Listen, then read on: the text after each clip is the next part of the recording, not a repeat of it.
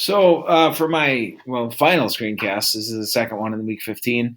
I was just mentioning at the end of the last one that the 3D electric potential mapping exercise, we definitely got through, but I'm wondering if because of the time of year and sort of the, I don't know, lack of patience, I guess, of my students, it would have been better to go ahead and try to look at and model potentials in terms of three-dimensional topography with the mechanical model presentation put forth by one of the groups from our presentation night last week, and that was using three-dimensional models here to show the changes in potential as you go around a circuit. But anyway, I guess both of them could be useful, and so we'll see. I guess I'm thinking if maybe I should move my electricity and magnetism unit elsewhere within the curriculum. I think that would be a bit hard, but maybe not. Maybe after mechanics, I could go right into E&M.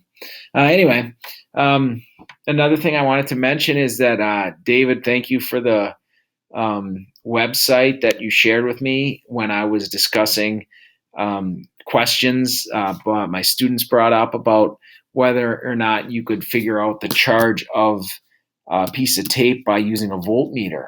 And so I understand, through the reading here from the sites that you gave me, that the resistance is not high enough to prevent a pretty much instantaneous discharge of the charge on the tape, and so you wouldn't see any reading on the voltmeter. But here, I guess they make electrostatic voltmeters, which are really high in resistance, which reduces the current, and thus would allow you to see a reading as the tape discharges.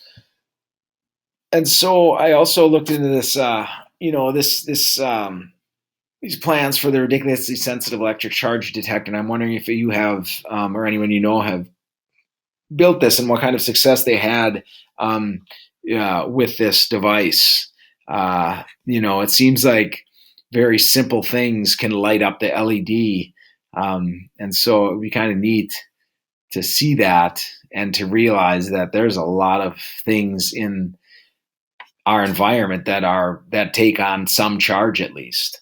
Just thinking about pyrotechnics, my buddy is a big into pyrotechnics and used to work in a facility where he made fireworks, and static charge is a big deal in that field. And I'm wondering, they must employ some of this equipment potentially to detect, static charge.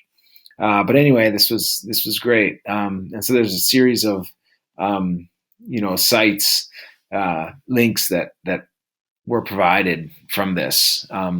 And so I'm excited to look more into that. Last thing I wanted to do was, thinking about my students at this time of year, teaching E&M. I used Castle curriculum in the past a little bit, but I looked at it more. Again, I'll probably employ some of that in the next couple of weeks.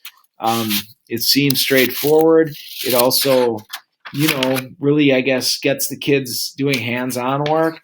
And then we can take a step back even, and through the questioning and such, through the debriefing and even whiteboarding some of this stuff, we could get at some of these ideas of how, charge imbalance causes an electric field, which, causes potential difference, which then causes, charge to be a force to be, implied to charge.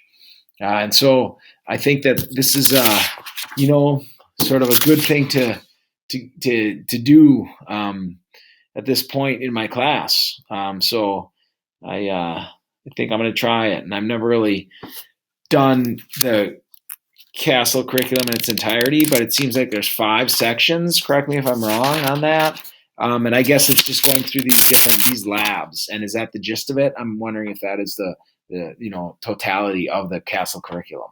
Anyway, thanks again. I learned a lot, and I'm really excited to apply this to make my physics teaching better.